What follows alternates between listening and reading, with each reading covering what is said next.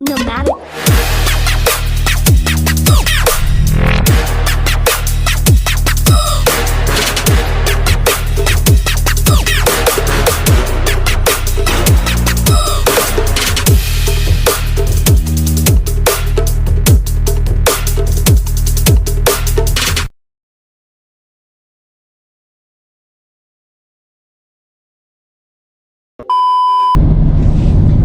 Kamusta everyone? I'm your Nomadic Juan, ang iyong Huwag travel bay na may puso. And welcome back to another vlog. And this is episode 4 na tayo ng Journey with Me in New Zealand. And today we are going for a long drive papuntang Rotorua and Ruapehu. So titignan natin kung anong meron dun kasi usually yun daw yung mga magandang pasyalan tuwing winter na dito sa New Zealand. And for today's video, ang driver natin si Chad. So gamit namin si Bray, ang car ni Bernadette. So tignan natin mamaya kung sa stopover vlog natin sila Bernadette, kasama natin sila Christina dyan sa Kasipio. And yun, so yun muna for now. Travel time muna tayo kasi long drive daw to, mga 5 hours and 23 minutes. So yun muna everyone, keep on watching. Let's get some sun, baby, it's time to go. In this episode, let's travel some of the regions in the northern islands of New Zealand and discover what they have to offer. Bringing you Rotorua, Tokoroa and Taupo, let's save Mount Ruapehu for next time. I'm your Nomadic Juan, and this is BAE'YAHE with me in New Zealand, Episode 5. Nomadic.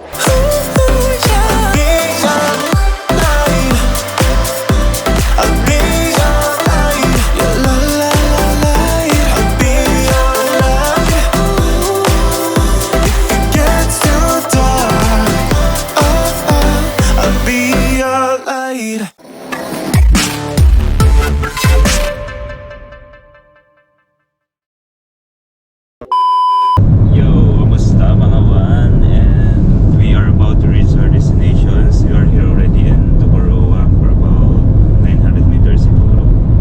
Within 4 minutes, then marireach na natin yung destination natin. And di ko alam kung anong plano. So, ayun. Tignan natin kung anong plano later.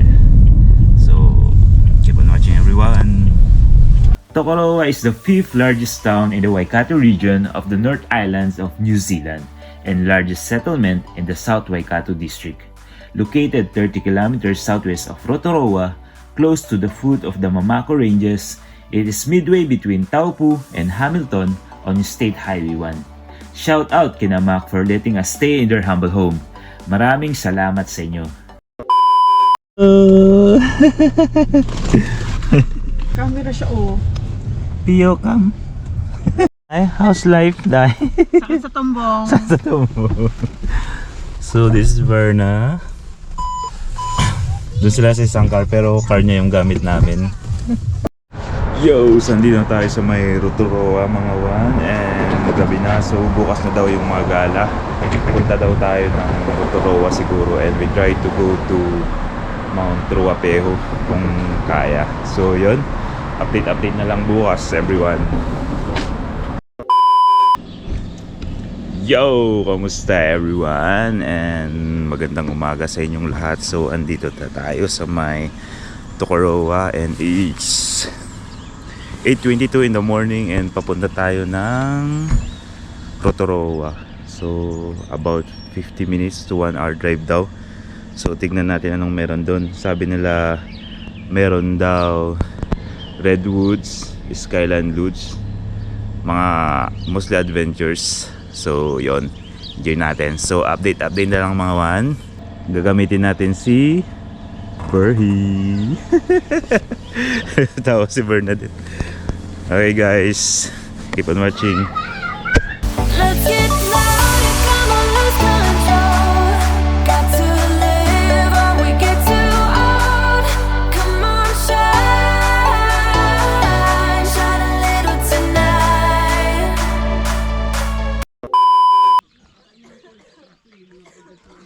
Yun, so everyone, nandito na tayo sa may Blue Spring. It's the first stop of the day. So tignan natin kung anong meron dito.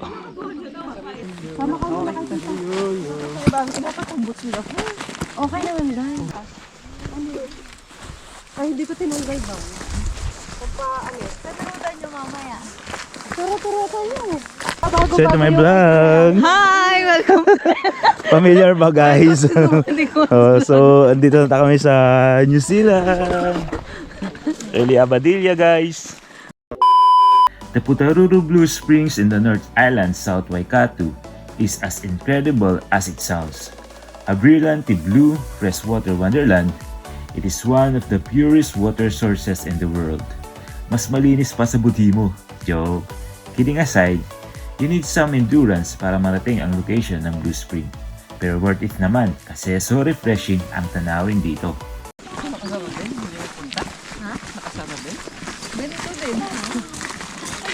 Let's get louder, come on, lose control. Ain't no limit when we go for more. We can shine, shine a little tonight. Shine a little tonight. Shine a little tonight.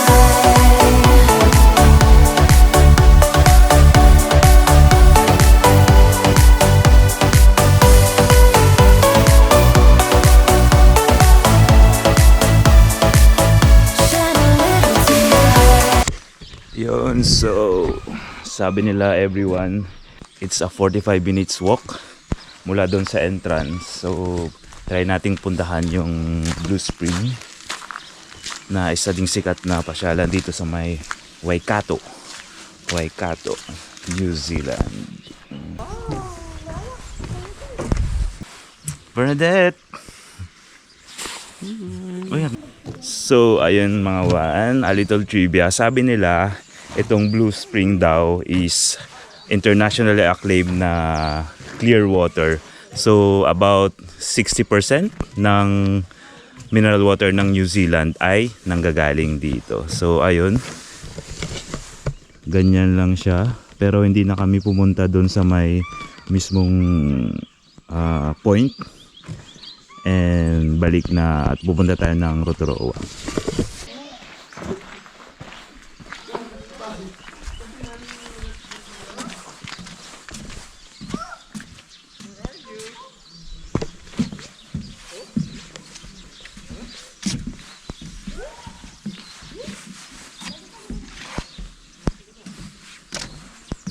Guys, Bubuhatin kita, magpapabuhat ka kita. video.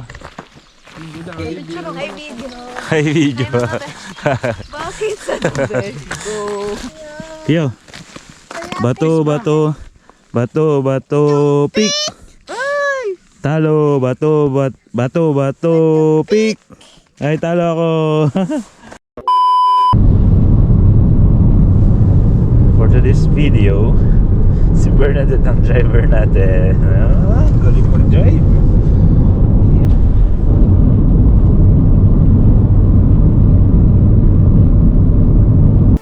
Rotorua, known for its Maori culture, geothermal activity and photogenic landscapes, not to mention the world-famous Skyline Luge, Rotorua has an amazing array of activities for every budget. If you are looking for adventure and fun, ito ang tamang place para sa'yo. Huwag lang maarte at medyo mabaho ang hangin dito, gawa ng sulfur from geothermal sites. Pero for sure, mag-eenjoy ka naman dito.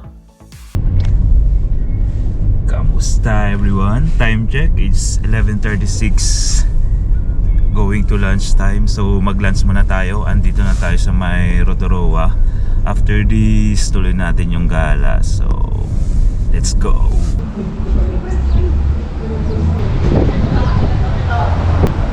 Guys, andito na tayo sa may Rotorua and amoy itlog siya. Medyo mabaho. Ganun dito sa Rotorua. Hello!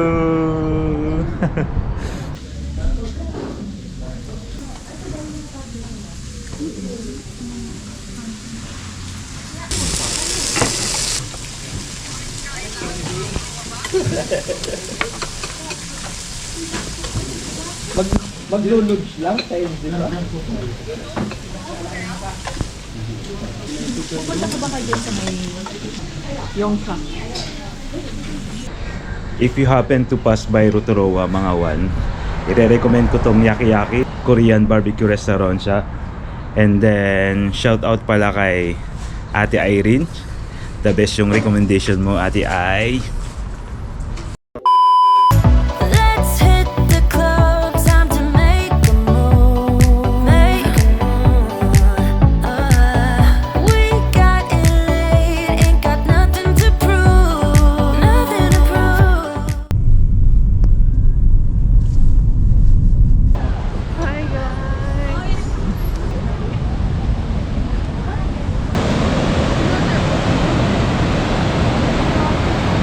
The Hoka Falls are the largest falls on the Waikato River, near Taupo on New Zealand's North Island. It is the most visited natural attraction in New Zealand. The day na nagpunta kami dito, ang daming Pinoy. Doon ko na-realize na madami din pala talagang mga Pinoy sa New Zealand. Shout out mga kabayan! I can feel the heat is rising, and that beat is hypnotizing. Oh, no, we run the show. And that's Hoka Falls, everyone. It's the most visited natural attraction in New Zealand. Taupo, a town near the center of New Zealand's North Island, is distinguished by its lakefront setting and outdoor sports ranging from fishing to jet boating. The vast waters of Lake Taupo, a volcanic caldera, drain into the Hoka Falls. Dramatic crystal blue cascades reachable by hiking and biking trails. Surrounding Taupo are hot springs like those filling the craters of the Moon Reserve. Super lamig kaya you need to suit up, kasing lamig ng feelings ng class mo towards you. Joke ulit!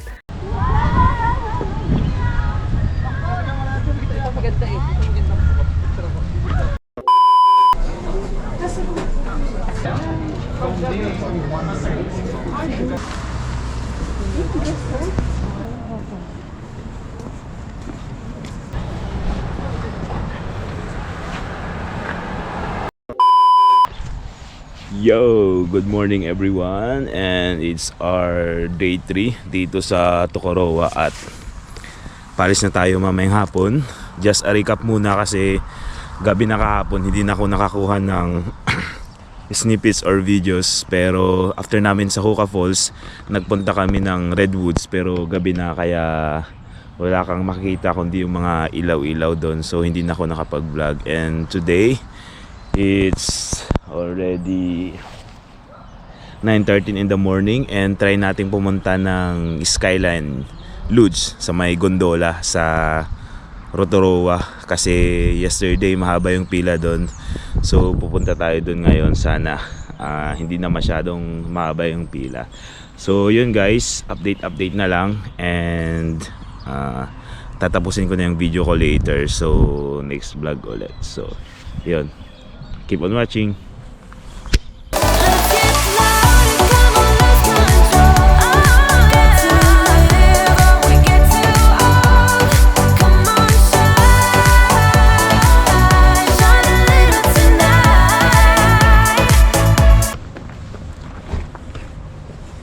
Hi, for today's video, sakit-sakitan ang siyaan. Sakit-sakita lang dyan.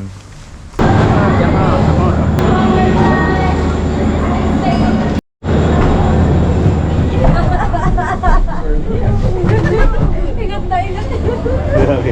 Kaming wala. Let's get loud and come on, lose control. Ain't no limit while we go football. We can shine, shine a little tonight. Shine a little tonight. Say hi! Skyline Luge. Look no farther than the world-famous Rotorua Luge for endless hours of gravity-fueled fun. The Luge was invented in Rotorua by Skyline Enterprises and is a unique experience only to be enjoyed at Skyline Enterprises properties around the globe. Kung hindi ako nagkakamali, ang Skyline Luge ng Singapore ay hango dito. Mas exciting ang luge nila dito kasi they have a lot of routes to choose from. This is my kind of adventure. I saw this from Kai the other day and I felt the urge to share to everyone who is watching this vlog. To the pressured ones. I know that life can be full of pressure and stress, whether it's from work, relationships, studies, or just the daily demands of life. It's easy to feel like you're constantly behind and like you can't catch a break.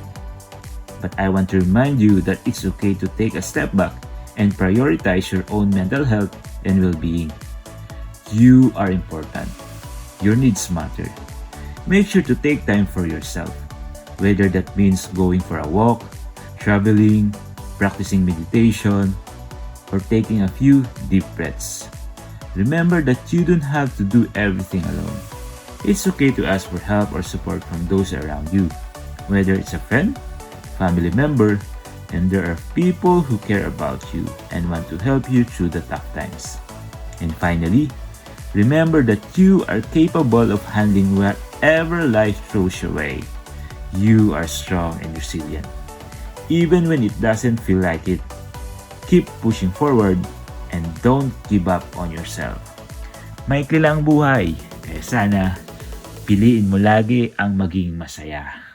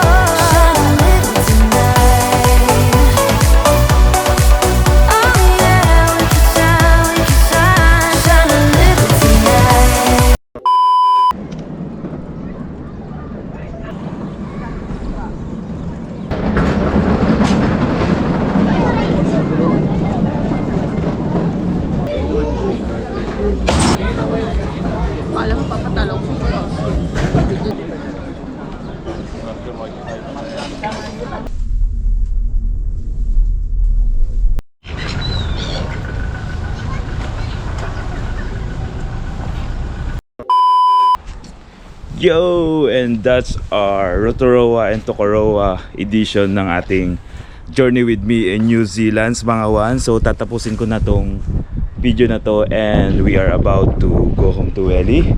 So sa mga bago pa lang sa channel ko, I'm your Nomadic Juan, ang yung hugot travel bay na may puso. At kung hindi pa kayo nakasubscribe sa aking channel, please don't forget to subscribe and hit the notification bell para naman updated kayo sa mga future videos ko. So ayun mga Juan, tatapusin ko na tong vlog na to.